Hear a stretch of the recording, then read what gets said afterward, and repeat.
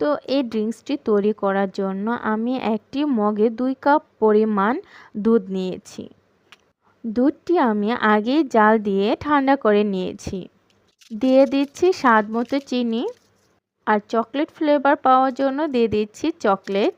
এটি অপশনাল, আপনারা চাইলে নাও দিতে পারেন। তো সবগুলো আমি হাতের সাহায্যে খুব ভালোভাবে মিশিয়ে নিচ্ছি। আপনারা চাইলে এই কাজটি ব্লেন্ডারেও করতে পারেন। এখন 2টি গ্লাস নিয়েছি। গ্লাসটি ডিজাইন করার জন্য আমি এতে চকলেট দিয়ে দিয়েছি। এটিও অপশনাল, আপনারা চাইলে নাও দিতে পারেন। এখন আমি প্রতিটা গ্লাসে বোবা পালস দিয়ে দিচ্ছি। তারপর দিয়ে দিচ্ছি মিশ্রণ করা দুধ। বেশ, তৈরি হয়ে গেল আমাদের মজাদার বোবা পালস ড্রিঙ্কসটি। রেসিপিটি কেমন লেগেছে কমেন্ট করে অবশ্যই জানাবেন। আজকের মতো বিদায় নিচ্ছি, আল্লাহ হাফেজ।